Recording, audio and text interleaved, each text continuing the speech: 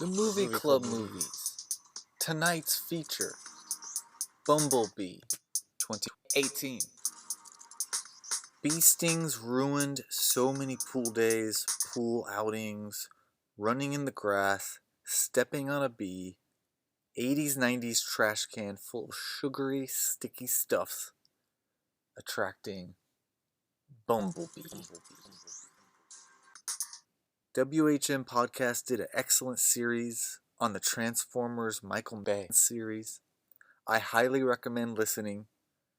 I think of it as award-winning because I found a lot of fun with them and their comedic content the whole way.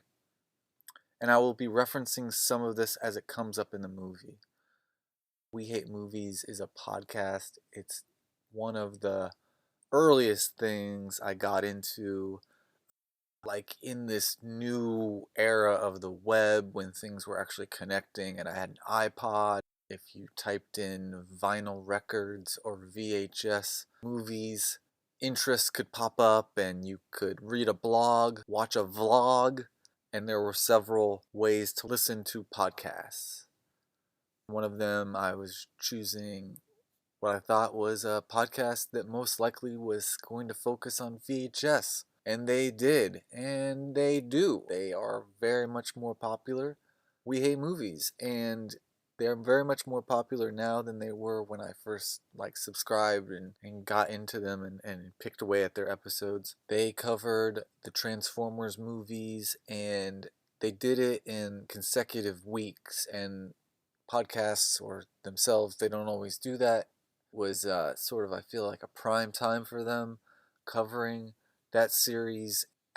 Transformers is where they start on the MichaelBay series, and the sequel, Revenge of the Fallen, is really like they just get better and better, and they're loads of laughs, and those movies are so overdone, over the top, looking for the audience of everybody. And the guys make it really fun to rewatch them. Discovered those movies as I hadn't seen them in the theater. I think I saw the Transformers, the first one. Just, that was enough. I never saw the sequels coming, and I was much more into having a life as the sequels kept coming. And then sort of by the time the pandemic had happened, that's when I was actually able to, I think I was just down to a few that I hadn't seen by then, and it was We Hate Movies who had actually got me to see, I don't know, the sequel or whatever that I missed, and I hadn't seen much more after that until 2020, and I just used my time to actually watch those. I just kept rediscovering the guy's podcast. I highly recommend looking at those eps. I wondered about HaileeSteinfeld is in this movie, and she is the daughter of an 80s, I don't know, an 80s icon, an icon of the 80s. Body by Jake. So he was up there with Jane Fonda putting out videos about health and exercises towards that. And again, add that to our list of cultural context in the 80s, things like activities and classes to take, and sort of elevating the technology. And that's not always electronics, but understanding that there's athletics out there and ways to do things like photography is on the electronics. But the technology of just getting out there, aerobics, is different than it's not your mama's exercises in the 80s, and they're dancing to music. It wasn't always like that. It was much more, you would do things much more structurally prior to this sort of, energy coming through. And the Transformers are also a part of this. So now we've got Saturday morning cartoons. And I remember being a tiny little kid and seeing a tiny little toy that was a yellow car. And it was almost like one of my first toys or something, because it was, by the time I was 7, I was in sync knowing that this is Bumblebee. But it was a toy that was barely holding on. It was a little car I had when I was a tiny tyke with tiny hands, smushing and throwing things around, not really fully knowing what objects are. and Toys R and stuff. So it's such an early character, maybe for somebody in the 80s. I did have a very early toy that maybe I was a bit more sophisticated, and it was Sideswipe, the red car. And I remember getting it and being obsessed with it. I didn't understand what this toy was about. I didn't understand that Transformer meant anything. If you don't know about Transformers, you know, something like a red car, a yellow car, like a bug, uh, could be the plastic parts are sort of pulled apart and joints are holding on, and it becomes, you know, what looks like a humanoid, but is, you know, like a robot defender or a villain. Decepticons are villains, and Autobots are heroes, and of course, they add on other allies. There are a lot of movies to find all this out. I just wanted to get us all on sort of the same page. Wow, I just went all the way around, and I'm talking about our star here, HaileeSteinfeld. She is a singer, you know, an entertainer, dancer in her own right. She's an actress, of course, and she is known. I guess she's even a model. She is out there. She is like known and popular and talented and beautiful and can, I think, absorb a lot of different roles or tones. This movie, we find her in a confident young woman's role, and she's at a prime time in her life, and she's at a loss of a father. She's gaining some new family as her mother is dating and is connected. Do we find out that they're married? I don't know. But HaileeSteinfeld, I also wonder if Dakota Johnson and her are competing from roles. I could find that Dakota Johnson might be coming from much more drama-based starting point, but I think that the movies that I know she's in, it's like, I don't know, they're on the term of like sort of pop culture, and HaileeSteinfeld has also had that experience. She's also been in uh,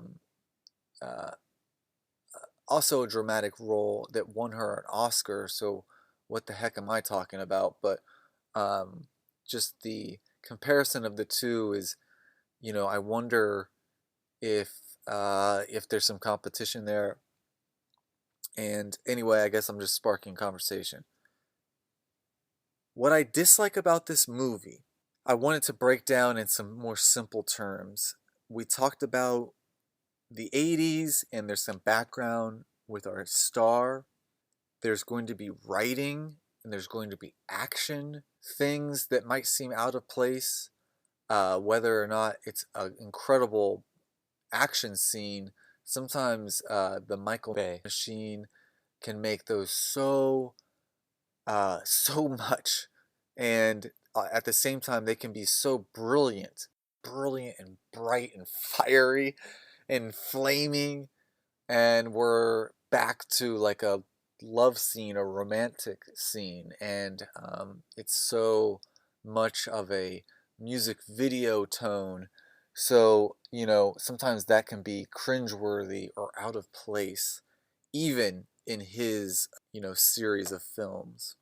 I think that HaileeSteinfeld's strong personality might say, well, isn't just going to be the same audience she always has. It's sort of a pop star movie, and she could be a pop star.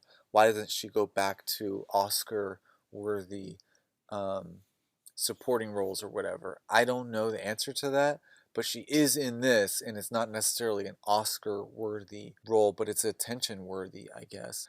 She can be such a somebody who is going to take the reins of everything around her. It gets tough to watch when she's not the one we're really rooting for. And I don't know, am I spoiling it if I say by the end of this movie, we're not going to hear more about HaileeSteinfeld's story in this world, in this universe. And I think she's worthy of knowing in that MichaelBay series. Why don't we know about this character in that? I think is a part of my argument here. A big part of this is a scene that really hit me, and it is about a dumpster, so I just really dislike that part also. 80s can be very novelty and exaggerated, on point for MichaelBay. Short denim, which would not have been worn in the middle America. Shorts until very recently. Short shorts were reserved for actresses, dancers, sex workers, and those seen in those roles on screen. Steinfeld's flannel at one point is a 90s fashion conundrum because it's two parts of two different flannels. And I know that is a recent trend. It wouldn't have existed any earlier than now with the upcycle boom of reusing discarded elements to create new incarnations. Flannel being cut into two and repieced together to create a two-tone pattern look is a late 90s, early millennium look, and has come back around to be very popular about a few years ago is what I'm saying. Around the time of the release of this movie, in fact. And the observation kicks off a theme I see with set decoration and other off-balance 80s selections in this movie. Just irks me, and I'm not really like, I didn't own a house in the 80s, but I think I have like my coloring book style of the 80s, and I feel like even this movie falls short of that. If you're just trying to costume up the 80s, I feel like it misses. And again, I think I'm just going to come back to the MichaelBay book of things, which is even the 80s in this 80s movie is like done too much. Too much to the point of just choose one flannel. You don't have to put two of them in. But she is such an attractive person, a model in her professional life, that I get that they couldn't help injecting trends now, even if it's just sort of the brushstrokes. Like JustinJustin, chill out, it's just a brushstroke. I dislike that the plot goes directions that are not needed and seem glued on. I guess like that shirt, but also the elements of military seem patched in. Steinfeld's character is capable of a lot more than she does in the beginning of the movie. Her movie mom is from television, and it causes me to not believe a lot of what's going on. So there's a couple thoughts in there, but it was all about sort of like the glued on. HaileeSteinfeld is capable of much more. Her story is capable of much more. It seems kind of glued in that they're not covering that. The military seems patched in. And then I'm also adding, you're going to notice her mom, and you'll probably know her from something.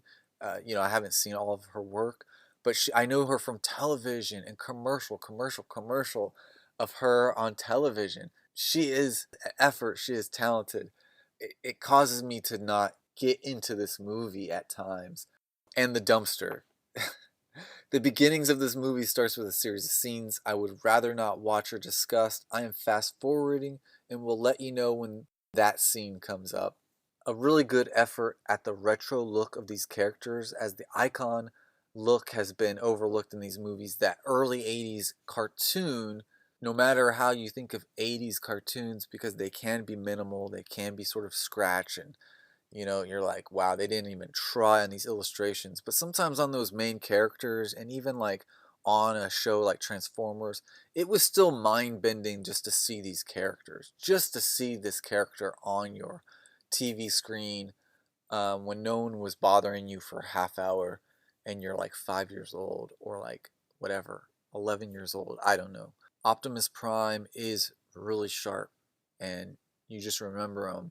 And MichaelBay, I think that's probably why I went to Transformers #1, where it's like, okay, let's check it all out. I mean, even Teenage Mutant Ninja Turtles got it right on the first movie. They kind of got it right again, except everybody was so bulked up, and guess who was behind all that? MichaelBay. So when they do the sequel, they tone it down. They get the turtles more turtle shapely, and they even add more Teenage Mutant Ninja Turtle shapely. Those who saw the cartoon picture them to be, and that happened in the sequel. So the Transformers came out the gate all blown out, and they just kept getting more blown out. That's the story of the Transformers as we know them up till now. The beginning of this movie, thankfully, they gave us a taste. And my first impression was, I actually was like, oh, are they going to continue that? I will give them some flowers because they do kind of continue that with Bumblebee, but not enough. But I do see that I'm an artist, so I kind of use these like visual things where it's like, I kind of feel like they wiped the table or they wiped the canvas with some stain or some paint or some ink is on your table. And you think you wiped it down and the splotch is cleaned up, but it's like on your elbow or on your lower part of your arm. And as you're getting away from the surface, it sticks and that splotch is back. That's sort of like what I'm still seeing is like, yeah, I mean, it's just so hard to look at and the design is so bonkers. It's like, I get it, it's a car, but it's like bonkers. It's so much car. They're still doing it. And I'm calling it the icon look. It was overlooked in the other movies. The movie opens on another planet, a planet of metal, perhaps, and what looks like a metallic runway, a kind of blocked out city layout, all metal. We see Transformers fighting back and forth with lasers and transforming to evade, escape, and make more powerful assaults. At times, we see swashes of color on these personalities that we will spend little time with.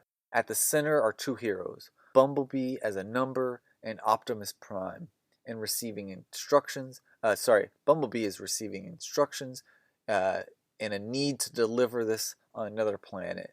We then see John Cena's worthless scene. Yeah, we don't spend enough time, and it is action-packed, and the machines are whirling around, but we do see Bumblebee and our man Optimus Prime, and they are looking 80s sharp and really colorful, and they are panicking. They need to get defenses, and they need to pass on messages quick. Bumblebee makes his way to Earth, and we barely even see how he does that, but he makes his way there, and he's on Earth, and he's got to evade two Decepticons that are following him and are really vicious and will not let up. If you know this actor who's a wrestler, John Cena, he is out being a military asshole, and I don't care for his scenes. I don't care for the scenes at the beginning of this movie. They're terrible. You heard it from me, JustinJustin, TMCMS, the Movie Club Movies podcast. You know where you can find me, right here. Smash that message button. But they're terrible. Fast forwarding. I'm not even going to tell you what else happens in those scenes. Bumblebee is still a number, doing his best to evade two Decepticons. Bumblebee goes head to head, and we have a sharp hero role for his character. That's a tongue twister. Bumblebee goes head to head, and here we have a sharp hero role for his character. I like the action here. Bumblebee has a missile release from his remaining Decepticon, because he's taken one out and he's fighting head to head, and basically this Decepticon's just got him around the neck, and Bumblebee, like, I think sees this like enable missile release, blasts this Decepticon in the side. It's like wedged in his side, and Bumblebee is literally hanging on for dear life and his last gasp. It's all happening right here. Eventually that missile is blasting off. Bumblebee is thrown like Tom Hanks' Castaway. And this is like, again, welcome back to the TMCMS summer desert of that washed out, I don't know if this is Arizona, it might be Bay Area, redwood forest, the dry side, I don't know what's going on. He's just blast off a cliff, and Bumblebee is weak. He is had his vocalizer ripped from his neck parts. We see his perspective, and all of his alarms are going off. This looks similar to Iron Man, and Bumblebee has some honeycomb shapes. It says memory cells are failing. He sees a campsite with another yellow car option, a VW Bug. This dirtbag John Cena has been injured and is under a vehicle, kinda side-eyeing what Bumblebee has done. He doesn't quite see everything and doesn't quite know what he has seen. Fade to black. The movie opens. In reality, our movie began about the time that Bumblebee flew off of his planet and was flying towards Earth. We get the marquee of the movie. But the way I saw it, especially with the continued scene after the Transformers on their planet are fighting, that is a garbage scene, so I'm feeling like skip past that. Bumblebee's injured, and we have morning alarm going on in a suburban house. They are in bed and they're waking up and they're hitting the alarm, much like Marty McFly, and they've got a day ahead of themselves, so they grab a Walkman and throw it on. Uh, we're doing a lot of the Smiths. We're doing a lot of the Cure. Our star, HaileeSteinfeld, she's got a cool room, which is on par with most of our 80s heroes, having just like a pop culture teenage room. She begins to, get dressed and brush her teeth, and she's jamming out to the music. I don't mean to go down every single beat of this movie, but the beginning of this movie for me has a lot of funny stuff, a lot of quirky stuff. She's brushing her teeth vigorously. She's air drumming. I found that to be so quirky and like memorable. So I guess we see that we've got a character building here. She gets dressed. I like her outfit, and I think her current outfit is what do we call that? Like realistic for the 80s? It's like a sort of like a tomboy denim cut off sleeves. I don't know if it's a one piece, but it's almost like she's got like a cut off denim jacket, a cut off rock and roll t-shirt, and then maybe like more denim shorts. Charlie Watson. So not a wiki like Shia LaBeouf, Watson. And I don't know if that was referenced in any of the mid 2000 Michael Mann series. So she wants to get out for the day, and it looks like we're close to her birthday, and she's like turning over a new leaf and cleaning up maybe youthful things, which is a box of trophies. And there's not a lot of clarity given. Like, I would even add that to like if the 80s stuff is irritating to me in terms of kind of missing the mark on what is happening during the 80s for fashion. They're kind of like getting it right, but just not finishing it. Well, also like maybe with her personality or character history, it's like they've also like we're showing a little bit of history, but it's like, wait, what is in the box? Because it's like junk, and I think I'm doing more work than I need to, and I'm just supposed to say, like, what do you see in that? I saw a trophy. Sure, maybe there's toys. Sure, maybe there's old cassettes that she doesn't like anymore or something. I don't know. It is all trophies, but I guess you're just supposed to say, like, she's throwing away some junk. Her fam is a little bit irritating, as most sitcom or 90s based 80s movies or 80s based 80s movies, a teen irritated by their fam. It looks like she had a father who passed away, and her mother is dating, and I think she remarried. But we meet him also, and he's cheerful enough. And we are quickly to her work, which is I kind of saw these stands at malls, but I'm not too sure what I saw and where she's working, if they were the same thing.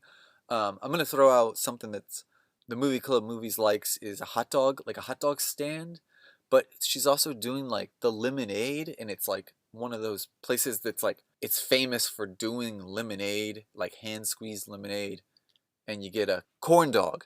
Shout out to corn dogs. So she's got to dress in a silly kind of summery restaurant staff outfit, and we start her off by she's smashing lemonade, smashing lemons in a big bucket, and it's a sunny moment.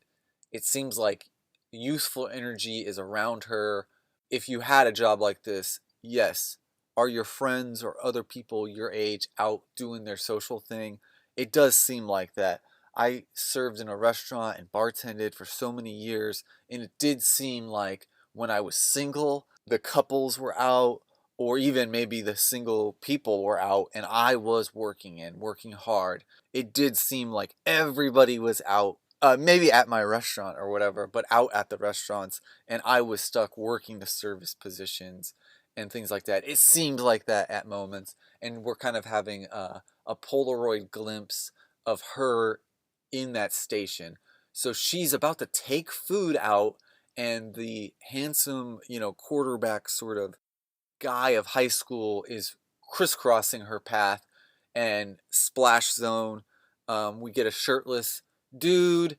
We see her sort of rivals, which are who they're trying to illustrate as maybe more handsome, and more got it going on. They're out socializing. They're not working. It's a group of people. They do seem, and this is where my 80s looks start clashing, where they do seem fashionable with fresher gear than what she's wearing, although I read into that it is purely her choice to wear what she's wearing. As like a creative myself, sometimes you find yourself going out and you're still wearing some of your project outfit because you were out doing something. Creatives and handy people sometimes find themselves doing that, while more posh folks may be in the fashion that they're always in. They look clean, and I've been hearing on like ABZ podcasts, like white teeth people, and it's like, just beaming and shining. Charlie is, I guess, like embarrassed, and she's also just like put out by this run in, but we are moving past this, and she is on a moped. And let me put a pin in this for a moment to just backtrack and close down what we just saw. The cool kids get into, I think it's the female rival. She may have I think it's her car. And I actually like this moment where we see Charlie look at them getting into the car. They look great. Everybody's having a blast, and they're laughing at Charlie, which is not realistic. And I'm not going to get into bullying. She's checking out the car, and the license plate says, "You wish." And I kind of like that. And I kind of like that as adding to the character who's not really the villain in this movie. He's a villain in Charlie's down-to-earth real life before she gets on this self-contained adventure we're about to go on. And we start that she's got a moped. Let me break this down. I lived in a big city and I loved it, and there were lots of trends or whatever that I would see. Hashtag mopeds, okay? It was a thing 15 years ago. It was a thing 10 years ago. I possibly had chances to get my own moped, but the thing is the charm of it is that you can work on them yourself. And I already have other interests where I'm doing that. So, including myself, I'm working on myself as if I'm my own moped. And that's expensive and takes a lot of time. But I'm a podcaster. I'm an artist. I can make music. But how am I going to watch all these movies as I'm fixing a moped? Already, Charlie is ahead of the game. And I kind of remember mopeds as being something. I think that they didn't truly die out, but I think they died out for like maybe everybody being able to just have one and safely ride around. That's cool as hell. You know? It's not for me, but that's cool as hell.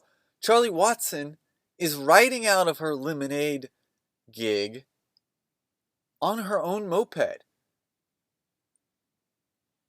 Anyway, please, hey, leave some messages about some of these things if you don't see it the way I see it. But she's rad like that. Now she is headed towards her side hustle, which is fixing a car that we have yet to see. Well, maybe we got a glimpse of it, but she was fixing this car with her father, and her father passes away, and everybody's left with this car unfixed. So she's got a car and a moped. If I find out she's got a fixed gear bike and a pickup truck and a collection of knives, I'm going to start getting jealous and pissed. Charlie Watson has got it going on as far as I see, and I know that life has its subtle struggles.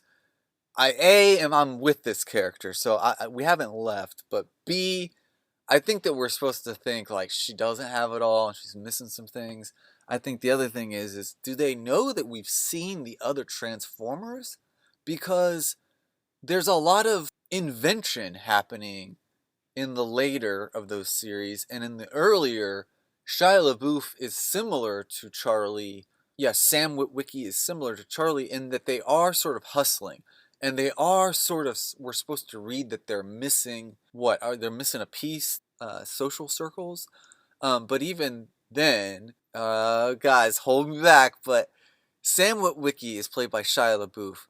Nothing else, he's a handsome dude. He's got his issues. Then Sam Witwicky in the first Transformers has a friend. The WHM gang theorized that he may be a figment of Sam Witwicky's imagination because when Sam Witwicky meets Megan Fox, this friend disappears. The friend is played by a handsome young actor of the time who was sort of like an indie star, didn't really make his way out, but he's in Transformers. Sam's got friends. These guys are handsome. They're going against Megan Fox and her handsome, would-be boyfriend. But Sam wins Megan Fox, continues on. He is in a relationship with another wonderful woman who's gorgeous, who has a great job with a luxury car marketer or manufacturer. Okay, so these are handsome people. And I guess I got off on a tangent here, but HaileeSteinfeld, handsome, and she is doing her damn thing. She's got a moped, and she's headed to her side hustle, which is like a marine scrapyard, and she's pulling parts that would help her fix this car. And I think we can initiate that there's sort of a lost cause here, because what are you going to find and how long is it going to take? What are you doing? You're left with a car sort of repaired with these bits and pieces. However, in the near future, we know that something went down in Mexico. Something went down in Chicago. In the later series of Transformers, I'm losing my mind already this early into Bumblebee, but it's a riot. These movies are a riot. The WHM guys tore it up, and it makes me laugh all the time. All these details just bring my brain such joy.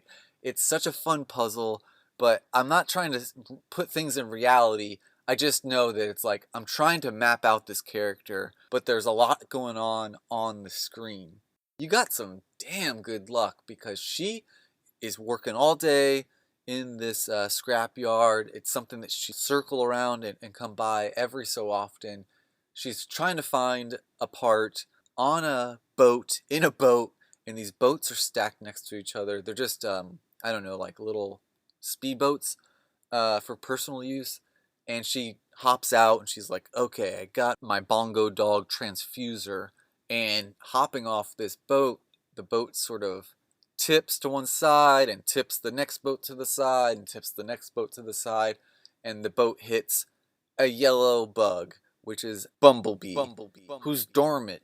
She's like, what a cool car. She starts to check it all out. It seems in order, and there's even like a honeycomb, which is, I don't know, a nice nod, but I don't know if you're getting there yet.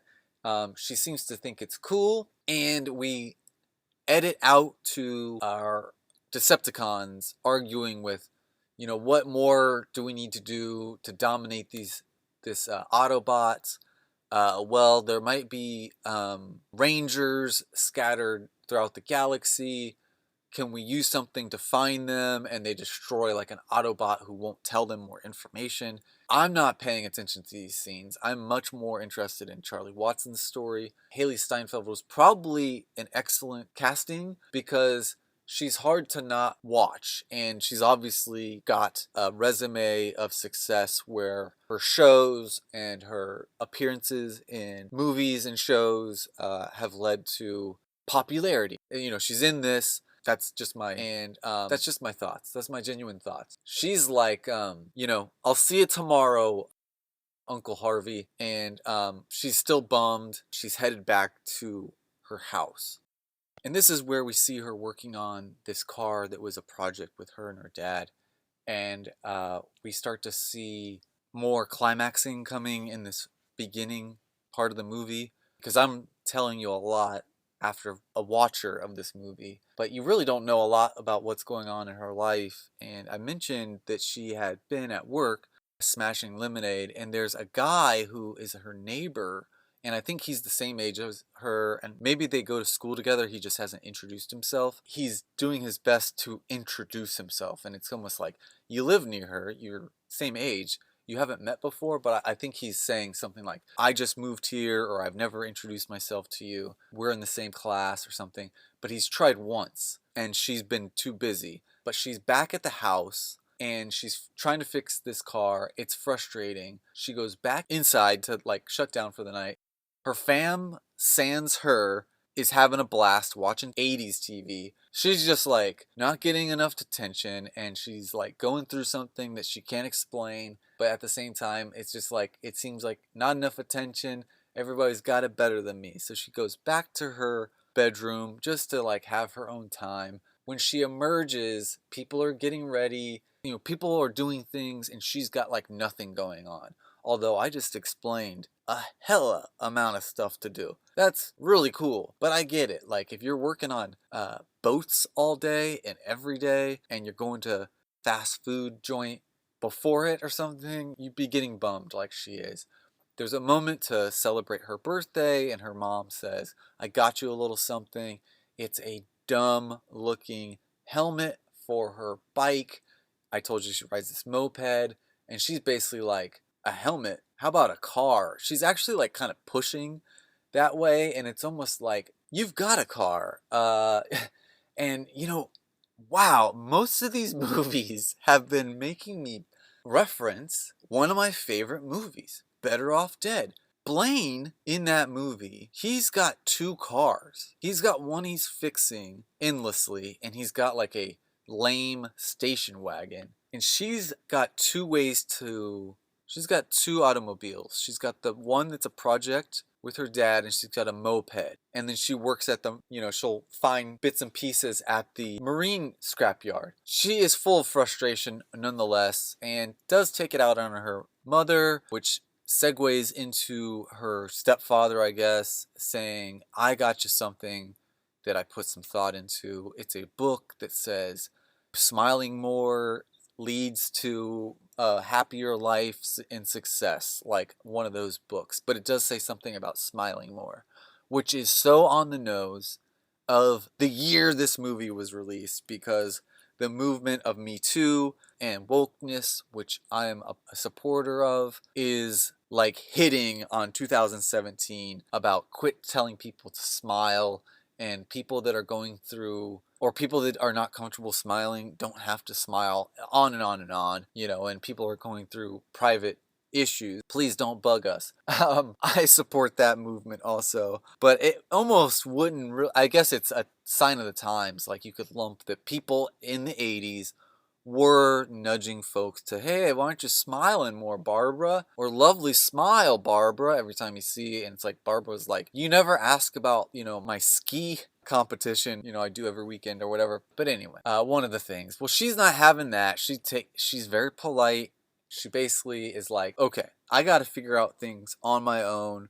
My support group is not here to support me. However positive, they're not here to support me and what I'm actually choosing on doing. We see her pretty much marching confidently back to the marine scrapyard and up to her Uncle Harvey, and is like, I want the beetle. And the beetle is the bug, who is Bumblebee. I'll make you a deal. I'll do it. Whatever you need me to do.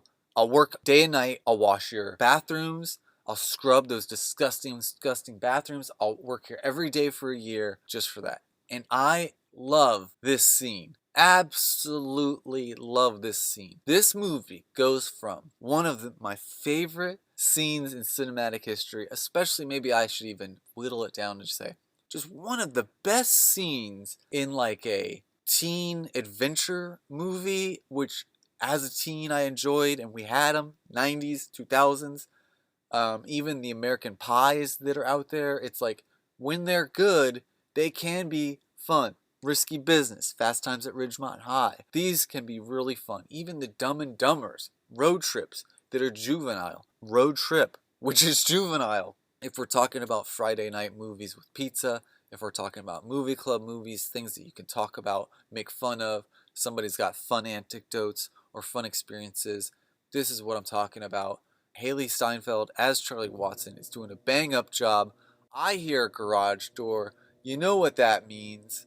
I'm going to continue this main point, but we're first going to go to a movie quote. Tonight's movie quote comes from the movie Thelma and Louise. It's 1991, directed by Ridley Scott, starring Susan Sarandon as Louise, Gina Davis as Thelma, Christopher McDonald as Daryl. He's been in movies like Happy Gilmore, Grease 2, and Breakin'. Callie Khouri won an Oscar for her script. The scene takes place in about the midway point of the movie. Thelma and Louise are about to make a phone call to find out how far their alibi has reached. Louise: Thelma, listen up now. If you even think he knows, even if you're not sure, I want you to hang up, you understand? Thelma dials the number. Daryl is in his place, exchanging looks with the police as he answers. Hello? Thelma: Daryl, it's me. Daryl: Thelma, hey! Thelma hangs up. He knows. It's my favorite scene, and I'll tell you how it goes down. She's back at the Marine scrapyard. She just goes directly to the guy who's running it, and I think we kind of find out that this is like her uncle, but they don't talk to each other as if we're going to find out more. But she is highly irritated, and she is walking directly to him, and she says, I can do this and this and this to help you out. I'll work here for free for a year. Just give me the beetle. He's like playing for sweet old grumpy man, playing for a chuckle. He says, I'm sorry. I'm not going to hire you.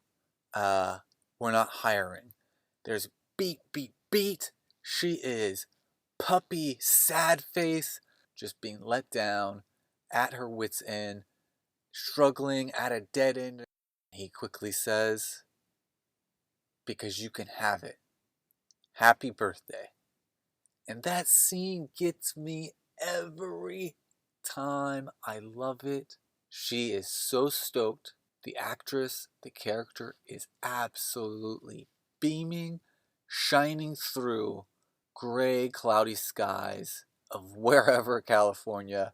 They might put a location tag on this movie, but I think it's California. Anyway, she goes directly to Bumblebee, and we see her fix it up. And again, I'm tears. I'm melting in my couch. I'm like filling with motivation, and I just want to get going myself. But I'm watching Charlie put together this old car that is run out of battery, and she's scooting by with a flat square frame of Charlie, waving clearly out of the window of Bumblebee, who she doesn't know is Bumblebee, and the owner is there, and there's been another handyman. I don't know if these guys own the place or just hang out there. It's something that's not really shown in movies too often, right? The guys that are just hanging out at the hardware store or barber shop. But she's waving, saying, I got it to work. The car is cruising. They both are kind of like, that car is a death trap. I never thought it would run, but she's happy. Incredible scene. This scene shines in a movie that might not be that great. And if you love it, do you love this scene? You gotta let me know in the comments. She heads back. This is again, it's kind of just it's a fun movie, but there's these moments where this is a transition scene. We see her driving up to her mom's house, pull in the garage, quickly close everything down and shut it all down. And it's like, I don't know, that it felt like uncomfortable. It was like, you don't want to go get ice cream. You don't want to go grab like a to-go pizza or cruise around like a park or something. She wants to take the car back, park it, I guess probably continue to work on it. So now they've got like 2 cars in the garage that need work done. Thankfully, one is running, and that leads us to, I'm going to spoil it, but the next morning she wakes up and her mom has taken Bumblebee. And again, we don't know who Bumblebee is just yet because I skipped it. But I just wanted to let you know how silly this movie is. but I did skip a main smashing part of the movie. It contains a lot of music drops. It's when she kind of realizes and meets Bumblebee. Bumblebee is a car. She rolls in. She's taking a look at him. Something falls, which is funny. Something falls while she's at the marina. And you gotta put a censored sticker on this one because I am not joking. I thought it was his dick. I was like, what do you think we're all gonna think? If you've seen 2 of the Transformer Michael Mann movies and you don't hear the thump once or twice and then go, what, is that his butt? You know, is that his dick? I mean, it's a joke to even come up with that, but that's where I went on that. I'm gonna be honest, that's where I went on that.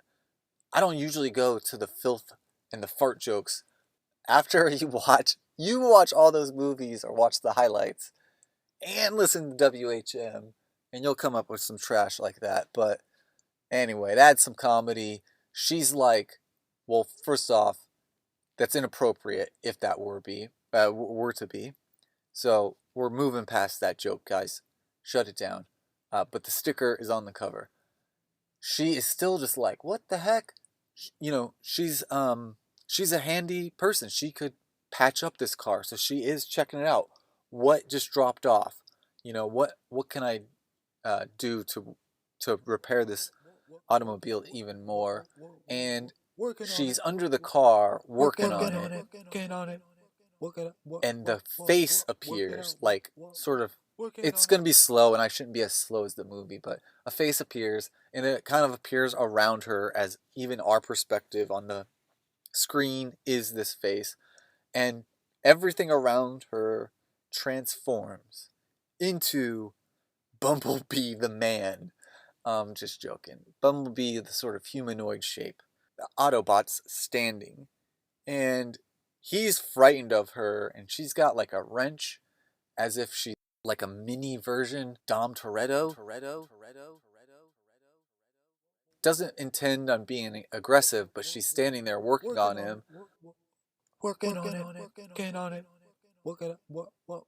A moment where I kind of fast forward because there's this dumb kite that's red, and it's like in the garage, of course, but it's fallen on Bumblebee, and Bumblebee is like a pet, and he's trying to scramble away but cannot, of course, and this kite is just in his face.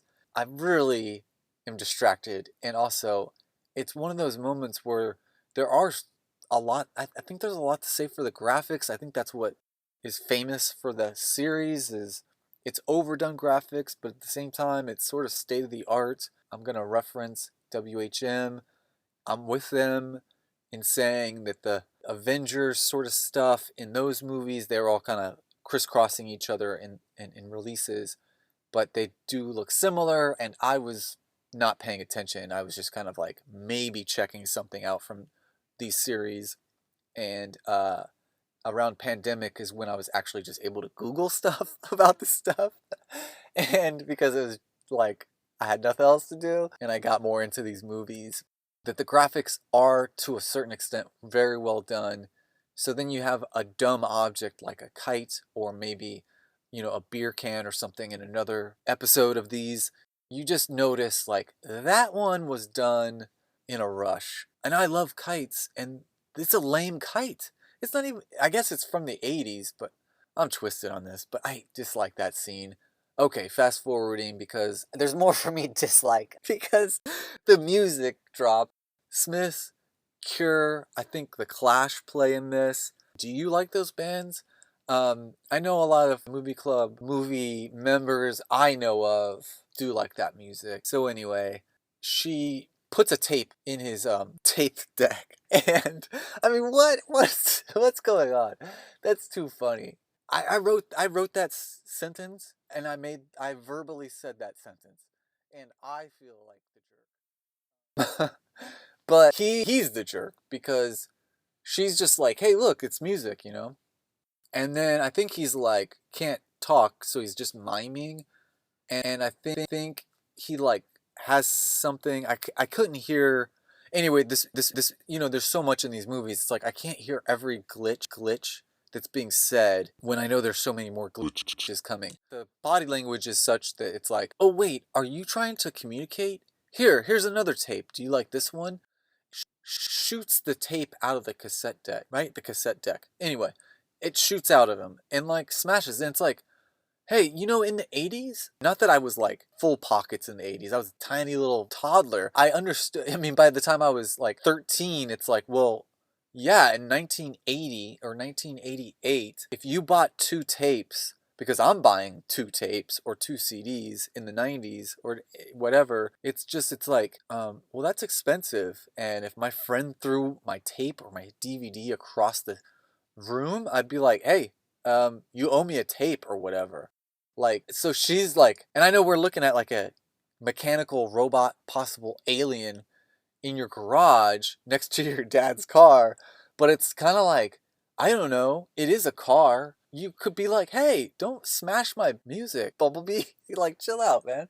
Because then it doesn't stop there. She's like, here, let me do something. And he like goes over to look at records. And it's just like, this scene is definitely just like, it's not, I guess, is it meet cute? But it's a wacky meet cute. And it reminds me of like old Disney cartoons where it's like you step on the leaf, blows away from you, and you try to catch it, and then you step on it again, and it blows away from you. And it's like, Disney made millions off dumb cartoons like that, and they frustrate me. And it's obviously a way for me, now I'm talking about it, or now that I just can't stop watching it, but I stopped watching it. And that's a part of this scene is like, oh wait, it's music. Oh wait, here's music. Oh, you can talk? Oh, here, let me get something else. And it's just like, dude, you'd be so pissed he just smashed. You can't afford to get pizza when you get a new car for free. Not worried about your Smith's tape? Cool out, Justin. DVDs are around the corner, I guess. This movie is bonkers. She wakes up and she finds out, next morning, friendship, and she wakes up and you can kind of see that she's like, I've got something to do today, I've got some direction. And it's like, I'm with you, soul sister. Let's do this. And like many times in my life, she opens the garage door and there's nothing there. She's like, what is going on? She finds out the car is on its way to the vet because, hey, there's a dog in this. Of course there is. And again, if I didn't mention it before, PamelaAdlon plays Charlie Watson's mom, Sally Watson. I forgot to mention that, as her scenes are distracting to me, and I'm trying to relay that to you, and I distracted myself from the facts. You may know this actress, you may like this actress, you may have liked the TV show the actress was on. I hadn't. I think I saw, it's one of these commercials that you'd see while you're watching basketball. So I think that's why I know this actress is from the commercials for the TV show that was on for several years. But she's got the dog, and this scene is right out of a sitcom. And it's also, I guess you have to give folks something to do. That's fine. Working actors. HaileeSteinfeld has left the garage, left the house on her third automobile, the moped. She is cruising to catch up, which is amazing. Bumblebee sees her and is like waving as like arms, as he is a car though. She catches up and is like, hey, this is crazy. And it's just, I don't know, it's a silly scene. Let's see if we can get to another one.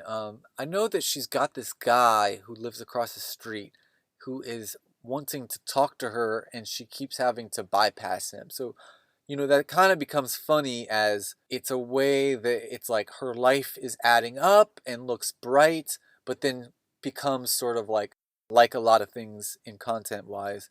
Now it's like a race for her life, a race for survival, a race to save humanity. Or, of course, she's scrambling, and it will benefit Bumblebee and the other Autobots, including Optimus Prime. And here we go. Okay, we're good, she says, as we see Charlie and Bumblebee are at a beach. I don't know what beach this is, but it's got some sort of gravelly sand. It's not exactly the brightest and bluest, which we kind of go to or where she works at is kind of much more beachy and bluey. This one is a little bit overcast. So I always don't get, it feels like Northern California, but I don't really know where we're at. I did want to mention that while we were watching Charlie catch up with her mom taking her dog, military scene, which I don't care about, and there was also a scene where two Decepticons come down to Earth, and I think they actually travel to Ohio at some sort of roadhouse with two Guy Fieri, and his girlfriend, and he's treating his girlfriend like crud.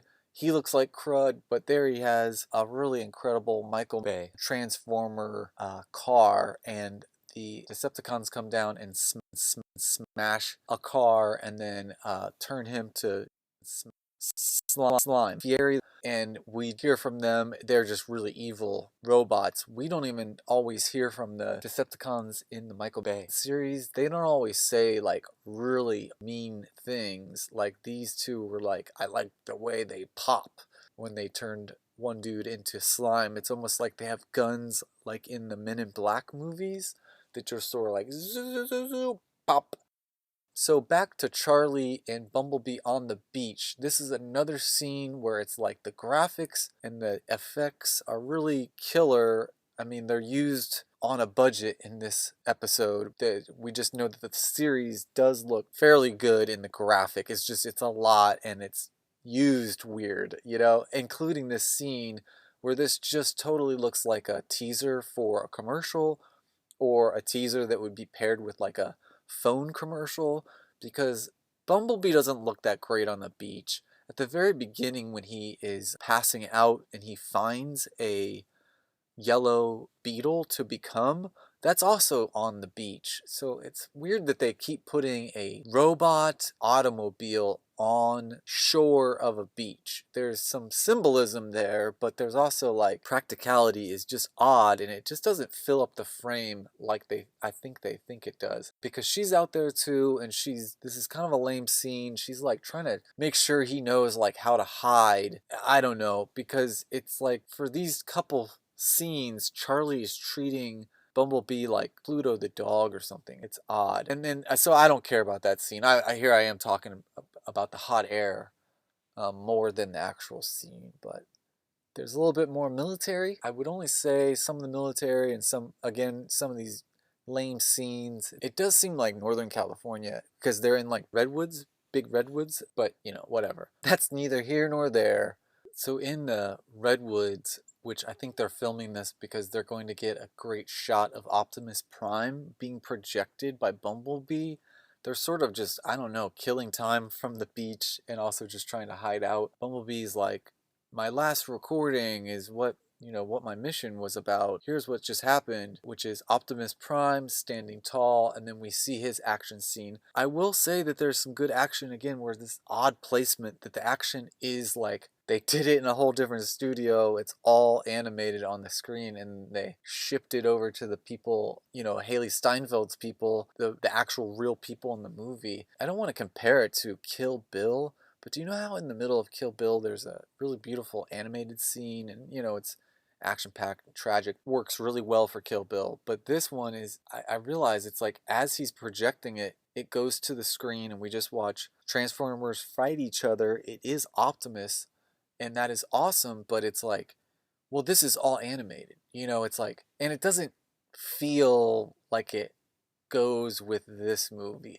I don't know. I wanted to praise it for thank you for good action, and thank you again for the retro design, because Optimus Prime looks better. He looks slim. I think he's fighting the boombox, which unleashes a cassette. I think it's not, I would say this is where the design kind of falls. I think it's a cassette coming out of his chest. Now, I would also just say, like, I get it. Maybe they haven't seen a boombox, so the robot can't be a boombox. It's similar to a boombox, and when the robot sees a boombox, it will scan it and become an actual boombox. Right now, this robot is just a contraption that's similar to a boombox, I think is actually what's going on. Just like Optimus is red and blue and has a chest that looks like two windows, but he is actually not a semi, because he has not seen a semi. He's only seen his planet. Isn't that funny?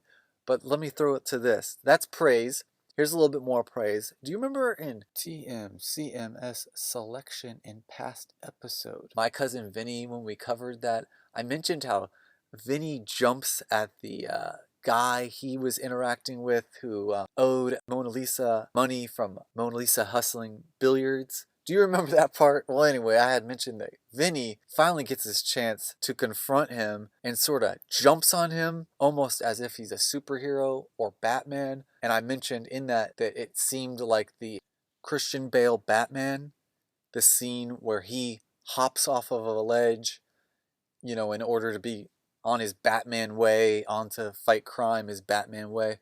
But he's hopping in such a way that's slightly comical to me, and then Vinny is doing the same thing. Well, let me add to our list. Optimus Prime is hopping off of, I don't get it, like a mechanical runway that is also maybe like a planet, a large, I know he's headed towards a tower, but we're on this large platform and he jumps off of that. And it's awesome. And Bumblebee is like, whoa, things are heavy. We get to chill with some records again, and I like to see records in movies. If I hadn't said it before, we definitely find out that she has a past with her father. Her father supported her as a swimmer. So, you know, there's some real good specifics, but in general, I'm just kind of like, great. He was a successful father, and she was on her way to, you know, a world full of potential. Athletics, mechanics, you know, that's engineering, technical, but it's also like she knows some science, you know, she knows some marine. She could be a marine biologist if she knows swimming.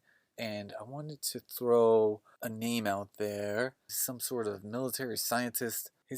Character's name is Javier J. Rivera. He's played by JohnOrtiz. JohnOrtiz, for me, is coming from Carlito's Way, American Gangster. In Carlito's Way, he's Carlito's momentary sidekick. Is he like a nephew or something?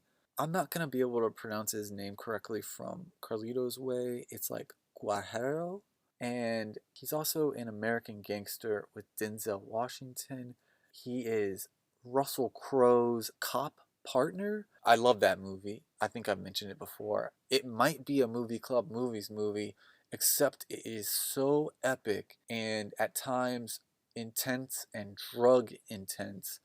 I just feel like it is like an American classic. I just really enjoy it. I think it's like a story, like a book. So it's hard to cover for movie clubs because it is so good. It's like, you know, there's no distracting red kites or children's toys in this movie. JohnOrtiz is in that. He plays kind of a dirty character. It's incredible. And I think if you just poke around, you're going to see that you've seen him in some other movies. But he's dealing with Decepticons that have come down. You know, they're just looking for communication. It's really like a hollow story because they're just like, we're going to come and we're going to take whatever we want. But they do and take them up on that. That's really what they're doing. You know, they have to interact like they interacted with the country couple in Ohio, and they just annihilated them, you know, but they talked to them first. So it's like, there's just these interactions. They're talking to JohnOrtiz, and spoiler alert, they're going to slime him. Also, I want to get back to a high school acquaintance of hers who keeps trying to connect with her, introduce himself. She is having to pass him by. He has a moment of clarity at night in the evening. He lives across the way. He's like, I'm going to go say hello to her. I'm going to knock on her garage door. I think he has noticed that she's in the garage doing handiwork. I think we've seen him approach the house or say like, oh, is she home? I wish I could talk to her. Like, I'm reading into it, but you know what I mean. Like a little scene like that where he doesn't say anything, but he's like gladly looking over the house. I don't know. Now I sound like a crazy person. But hey, is guys in movies. This is the 80s, and we're referencing Just the Way You Are. I don't know whether it's a guy at a bar or a guy who lives across the street and is in high school age. The dead eye stare. I feel like maybe we should call these kinds of guys, like I Am Groot, because it's almost like they have that 100-yard stare and then they approach Christy McNichol or HaileeSteinfeld and all they can muster is "I am Groot," because he's knocking on the door of her garage and she is not opening the door because she's trying to fix, and I think they're partying down. She's trying to fix Bumblebee and he just walks in, which is wild. The yellow card is out. The yellow flag is out on this one. Oh, but they get to meet each other now, and she's got to explain Bumblebee. And thankfully, of course, he's a cool guy. Of course, he's cool. But don't think he's too cool, okay? Because the movie is gonna pull us back from that. He's pretty cool though. This character is named Memo, M-E-M-O, Memo, played by the actor JorgeLendeborgJr. I'm unaware of him. I think when I initially saw this, you know, like in 2021 or whatever, I think I noticed he was in another movie, and that was too long ago. Just in conversation. If I do click him, he's in Spider-Man's, and gosh, now I don't remember him from Spider-Man. He's in Brigsby Bear. Maybe that's what I saw him in. Brigsby Bear, definitely a suggestion. Definitely a movie club movies like choice. We don't have to cover it.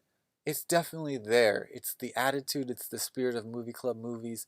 It's obviously, you may already know about it. It's created by Kyle Mooney, who I'm a fan of. SNL. Kyle Mooney, I don't know all the opportunities he's got right now, but he needs more.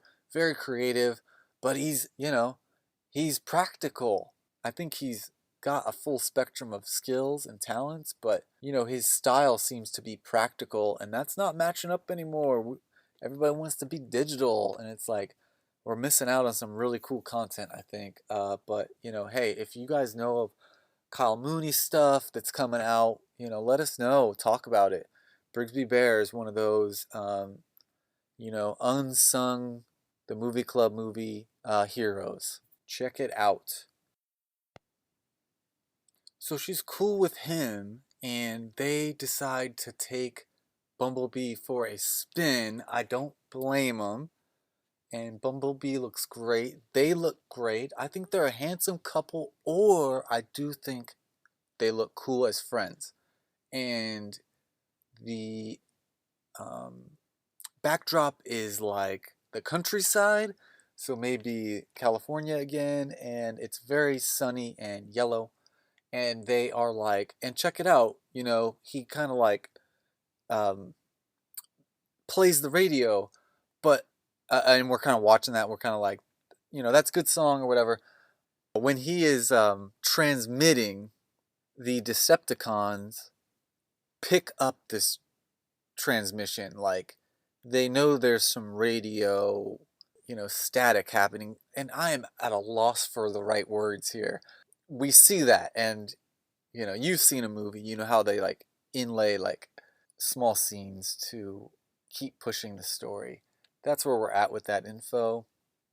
Okay, so she takes a shirt off this guy, wraps it around her eyes and head, and it like covers her head like a helmet, covering her eyes.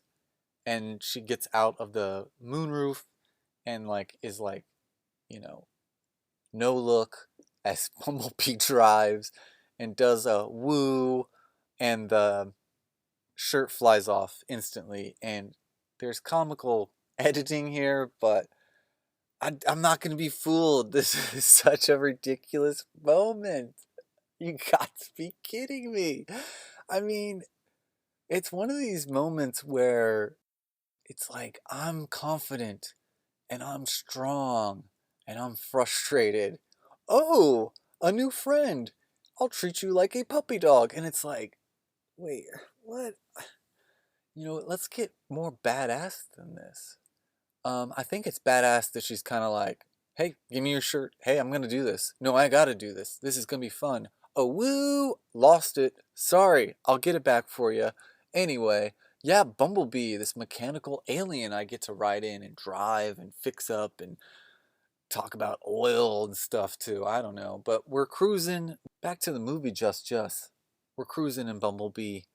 we've got some transmission and he's talking, and it's like, doesn't really matter to me. We are headed towards like a cliff, which is some sort of like spontaneous hangout for all the teens or whatever. And at the same time, there's surfboards there. It's wild. The same crew of rivals is there, and they're all just eyeing this cliff. And I guess it's a school where the one handsome quarterback dude is all anybody focuses on. Like, this mass of people is all just focused on this one dude, and we roll up.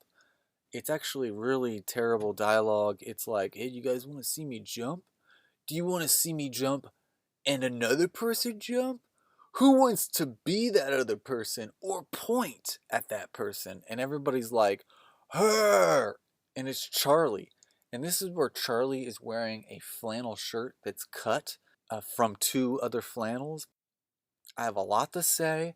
I sit up at night and think about this outfit because it's supposed to be the 80s, and I see this available now, and I see this like available like when I was like, I don't know, 19 or something. It would be like at the grocery store you could buy this flannel shirt that's two pieces of flannel, but now it's sort of this upcycle trend that you go and you thrift and you grab two flannels and you cut them, and maybe their one flannel is terrible, you know, and you're cutting it in half because the half of it's good. I don't know, but I see some good in that you're reusing stuff instead of, you know, having a new flannel built. But there's new flannels out there. But anyway, just that's not necessarily the 80s. The 80s, she would have a flannel. The 80s, she would have her dad's flannel, which brings me to the neat part about that is that I do like it when a character is wearing something like, you know, Rambo, Avatar, or Indiana Jones, or the Goonies, or Marty McFly, and maybe it's not discussed what that is, but you as an audience member or a fan, maybe you watched it on the third try, or maybe you witnessed it as you watched it in the theater, and it's like, hey, you know, that rabbit's foot on his belt is the rabbit foot, you know, his grandfather gave him at the beginning of the movie, but we don't remember it because the bank robbery happens. You know, I enjoy that. Like, okay, so she's wearing a flannel that's cut to fit her from her dad's collection of flannels. Maybe there was oil stains on it and it fit. Maybe an aunt did it. I enjoy that. So I kind of started to play into that. And I want to tell you, I thought for hours before I came to that conclusion. That's the movie club movies, and that's JustinJustin. We are at this cliff, and it's like, let's jump, let's jump, let's jump. She doesn't jump, and I don't blame her. But we're caught up in the trope of this quarterback is so great, or their view of her means so much. But ultimately, the way I'm seeing it is like, she just happens to be surrounded by these dipshit people. She's surrounded by people who are not ideal to have around her because, you know, was she like, did she plan that cliff meeting out? No. So that happens to me all the time and it's irritating. A car cuts me off, a truck cuts me off. I don't, you know, I don't enjoy it. And it's like every time I have to make this turn into the grocery store, and that's just her life. Is she's just like, every time I go to do something, this crew of rivals is there, and I don't mind that trope because I think we've seen that trope in movies like The Lost Boys, Tough Turf, Napoleon Dynamite, Stand By Me. Everywhere those boys go, Kiefer Sutherland in his bleached blonde hair is Will Wheaton loses his hat. Bullying is dark, and I don't like it. They as friends, Memo and Charlie are like, you know what we should go do is toilet paper the cool gal's house who, you know, for all intents and purposes, if he's the quarterback, then this must be like the lead cheerleader. So that's where we head. It becomes sort of a Scooby-Doo gag because it's like, okay, Bumblebee, this is how you toilet paper. You take a roll and see how it unrolls, and then you throw it at the house. And Bumblebee like throws one and it doesn't do much. And then he just starts like overdoing it, and he eventually like smashes this cheerleader's car to bits, and someone in the house comes out like, hey you, and they like run into Bumblebee, and again, great graphics until it's like some sort of transitional or specialized shot, because the image of Charlie and Memo running back into Bumblebee as a car looks like a Scooby-Doo cartoon. So eventually, police kind of, I think, just see this rascally car and pursue. They sort of race the police, which is wild, but really it's just Bumblebee. And they go into a tunnel, and hey, we all love tunnel scenes. They're almost in every single movie for people under the age of 27. And here we are. Bumblebee can squish himself, but if he squishes himself and sort of narrows the shape of the bumblebee, the bug, the car that he is, then that means Charlie and Memo have to be squished inside. And what's wild to me is I've seen this movie post Nope, and with any more Transformer sequels, you can't be squishing people, because with Nope, it's like, it's horrific to be squished. But they're getting squished and narrowed, and everybody's okay. And I think it's supposed to be like a romantic moment, but it's not a romantic moment. And we haven't really seen squishing in the Transformers in the cartoons, which these movies would be based off of. You couldn't have the action figures and put G.I. Joes, for instance, inside of the figures and then manipulate the automobiles of the Autobots and squish action figures. So this whole squishing thing is really new. It's odd. And post watching masterpiece of 80s referenced cinema, Nope, says if you're squishing people, that's horror. So Bumblebee gets them safe back to Charlie's house. Charlie and Memo have a nice, respectful moment. That was fun. I'll see you around. Thanks. Goodbye. Remember, ladies in film can have a life too. They don't have to chase after the guy. I would have loved more characters like that in movies when I was growing up. In a movie of this time, in actuality, would be showing maybe HaileeSteinfeld jumping for joy about meeting Memo, and that Memo saying goodnight. Instead, Charlie Watson, played by HaileeSteinfeld, is like, all right, back to business. Bumblebee, we've got a lot to do. I'll see you in the morning. Let me also reference Just the Way You Are is an 80s movie showing what I'm talking about, and also practicing that character, if given much more of a healthy chance at that movie, would have portrayed a stronger female character than she already is showing in that movie. Check out that episode for more of an 80s gem that almost went lost to the movie club movies. Just the Way You Are. HaileeSteinfeld locks up the garage, starts her day with a couple Pop-Tart pastries from the toaster oven, heads out to greet Bumblebee. The military is bullshitting about some green screens that are radars and such. I don't care. The Decepticons are these rad cars, and they are at sort of like a Grand Canyon sort of location. And let me throw this back out at you guys. We are still in those dusty desert colors. I mean, Bumblebee is a bright yellow. HaileeSteinfeld, playing Charlie Watson, works at a Dippity Doo Dogs hot dog stand, and she has bright colors that include yellow and blue. She stays a little bit dusty in her sort of denim, acid wash denim, grayed out sort of clothes to wear, and you know you're gonna get dirty.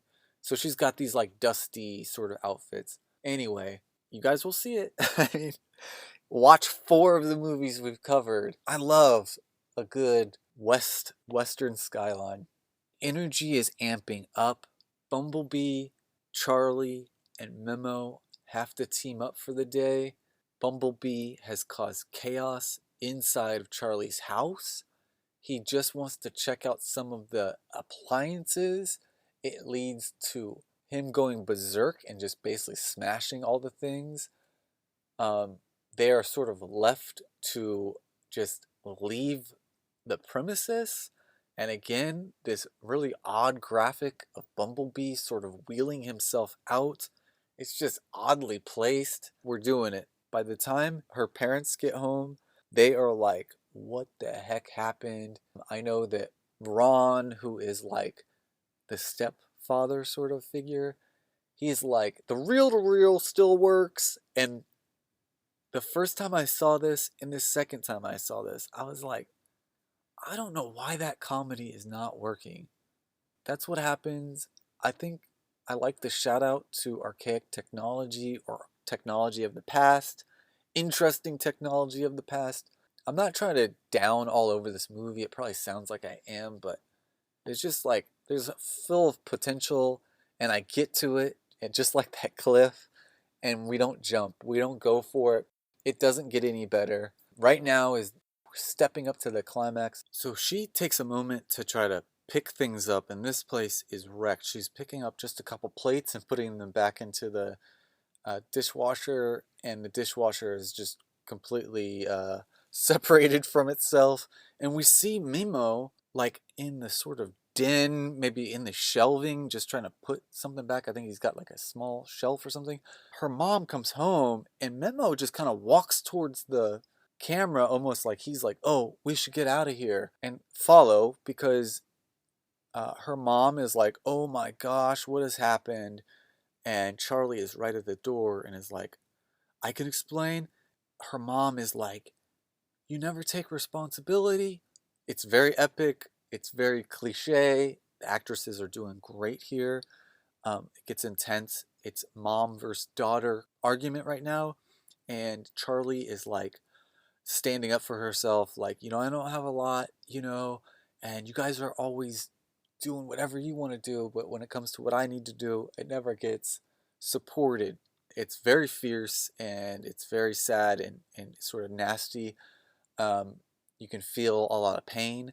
And this is happening because Charlie's like, I gotta go. So it's really the wackitude.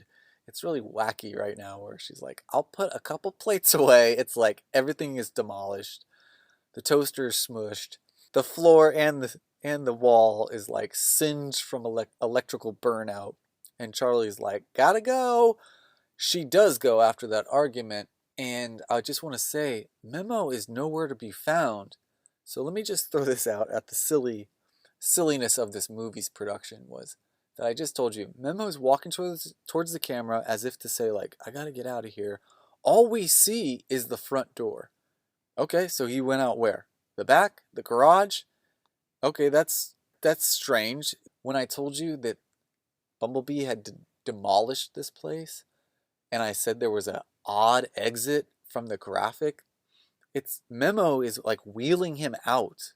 So we see Memo leave with Bumblebee, and then we see him at the shelving, almost as if to say, we got to get out of here. We don't see him get out of here. We see Charlie get out of here in a huff, and now we're driving in Bumblebee, and Memo is with us. So I get it. Memo was with Bumblebee. Fine. He wasn't helping Charlie pick up, because it's worthless. Either stay there all day and do it, or yeah, you just got to get out of there and you got to stand up for yourself. You did it. And why am I so invested? It's because HaileeSteinfeld knows how to act. I've committed myself to so many Transformers movies. I don't know what else. Ultimately, a lot of people's hair catches on fire, and we come back with a couple fresh air breaths. And John Cena, remember that guy? Have you ever seen him? He used to be a wrestler, and now he is America's like #1 comedian for some reason.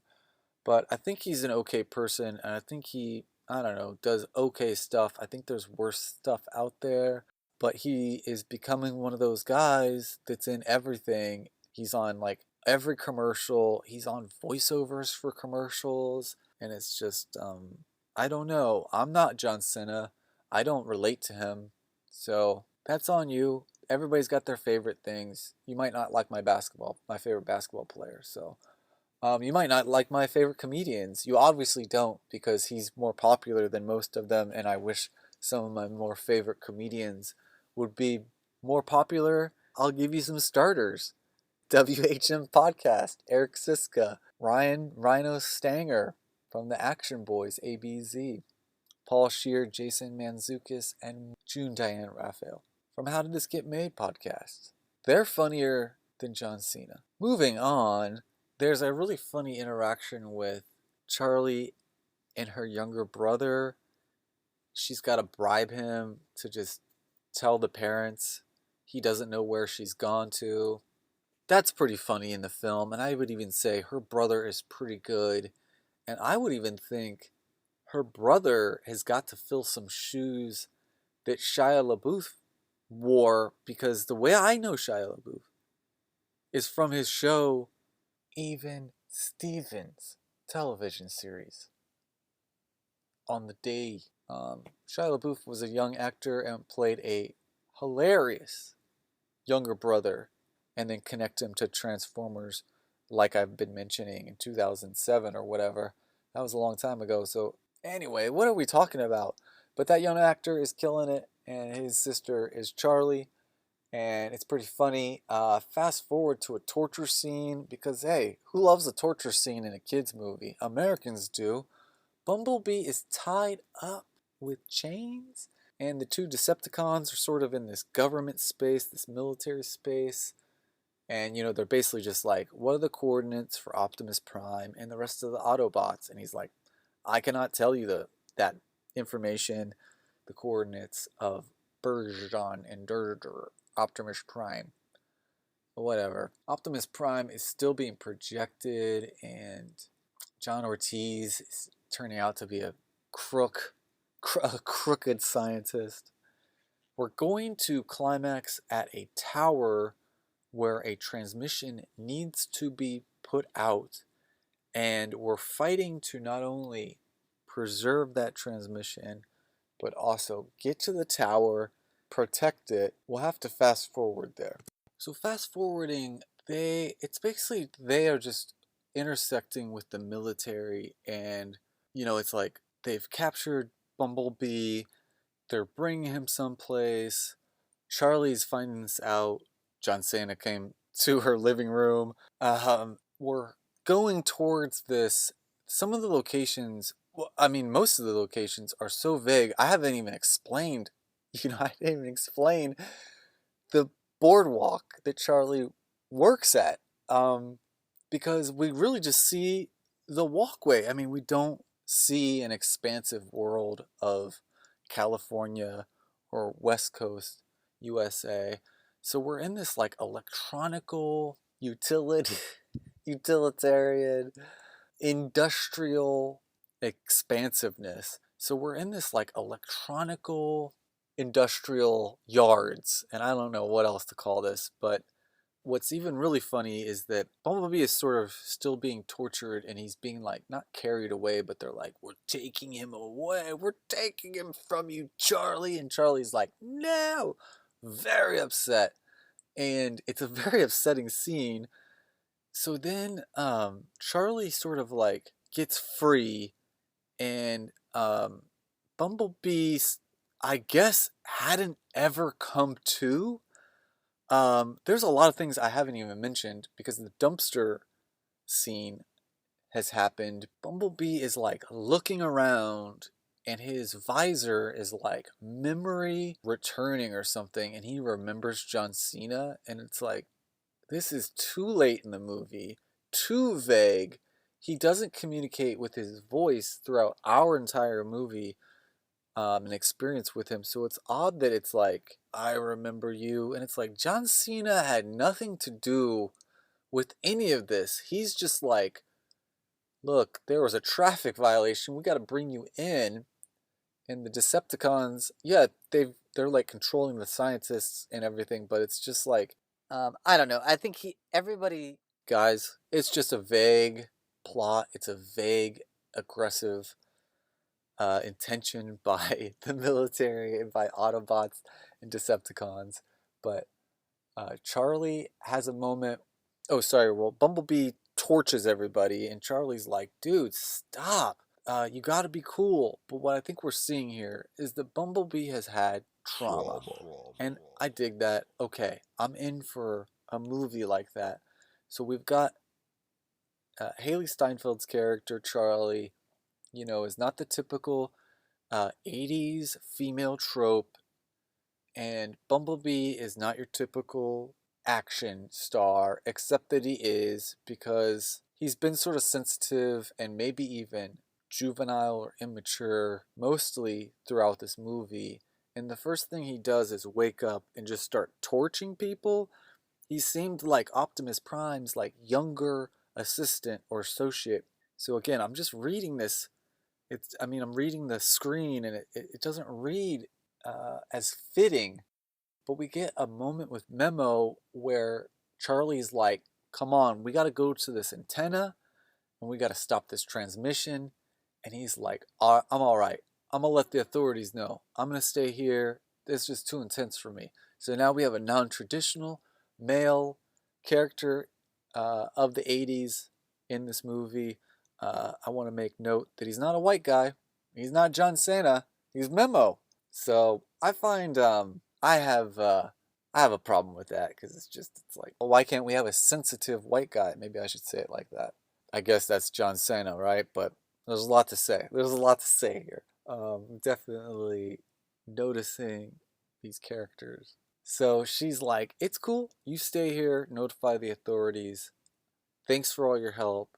You're a good guy. Kiss on the cheek. He's like, hey, you gave me a kiss? And she's like, on the cheek. And I think her delivery is pretty charming. It's pretty stellar. So she gets into Bumblebee, and they quietly zoom off like every other VW bug out there. Just a silent engine, even off the line in '89. Not true. So she's headed there. Look, guys, there's already been some, scenes I'm not going to tell you about. There's just a lot of filler, I feel. But at one point, her mother and her stepfather figure, who's driving this station wagon, he must drive off to work every day, but with her younger brothers in the back, they are like also trying to find Bumblebee. I think they're definitely trying to find Charlie. Let me not trip over the plot, but they're trying to track down Charlie. They're trying to track down what's going on, but it's very distracting because Charlie's in Bumblebee racing to the antenna, and she's got to manage communication with her family. And this is very reminiscent of like Dom Toretto talking in his car to the other fasters. What were we saying? Fast and Furiosos. But she's doing it with the windows down. I find it to be very silly, very dumb, and distracting from like, let's get to this movie. She heads to this antenna. She's got to race her way up, outrace the Decepticons. She gets to a point where if she can jump, she will not only save the day, stop the transmission, but she will fulfill her destiny of being a pretty terrific diver. She does that, and boom, she's the hero. Okay, I totally skipped over the dumpster part. When they get to the industrial electronical parking lot, and Bumblebee is still sort of captured and stuff, Bumblebee is like, hang back, I'm gonna check it all out, stay here. And he makes her get into a dumpster and closes the lid. This is our hero of the movie. This is HaileeSteinfeld, the actress, an actress who is pushing this character towards, an awesome character, traditional to me, but I think that we can understand this is like non-traditional of the formula and of the era and all this stuff. But I found it to be troubling. In my first watch, I laughed out loud.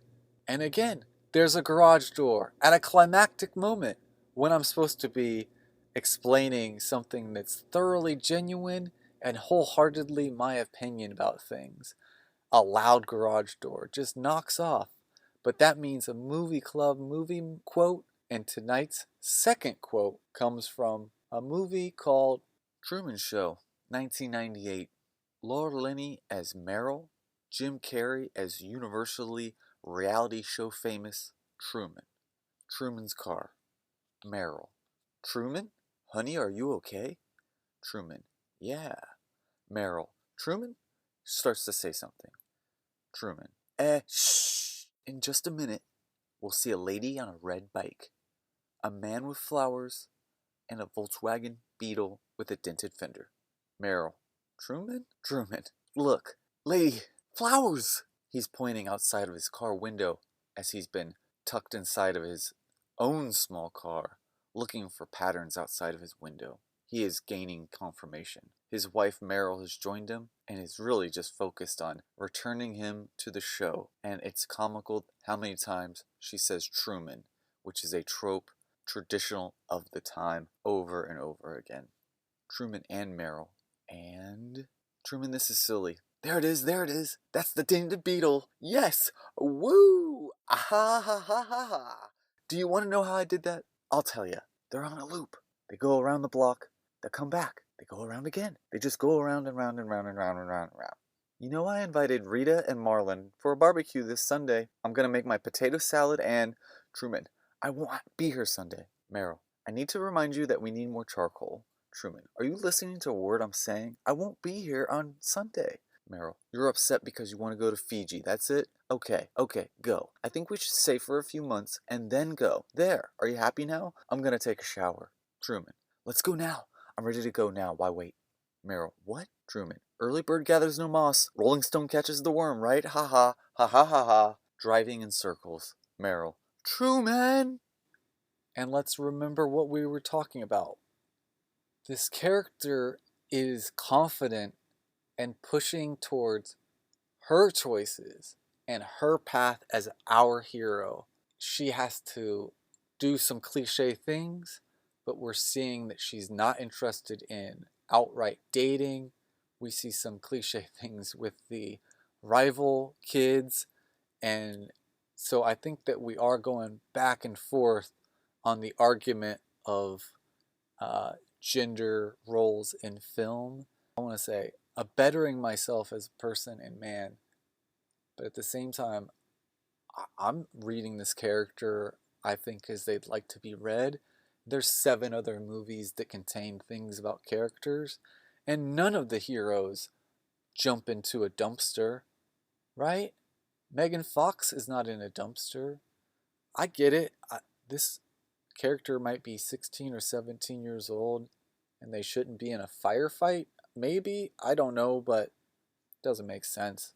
I also want to throw out that I didn't get to clarify where she works at, to the point of I didn't know the name of the hot dog stand, but I want to reference that in The Fresh Prince of Bel-Air, there's an episode about a fashion show, and Will Smith's cousin Ashley is working at a Dippity-Doo Dog hot dog stand. It's indoors, just like I kind of saw myself at malls, but she's wearing a very similar outfit where it's like red, blue, yellow with a tall hat, and the shirt is the same. I think that being outside, maybe in California, Sunshine, California, I don't know if Ashley is in Bel Air, but anyway, I just think that Charlie's got like shorts and sort of a short shirt. Things are a little bit more fashioned. Anyway, they're just 2 dumb outfits.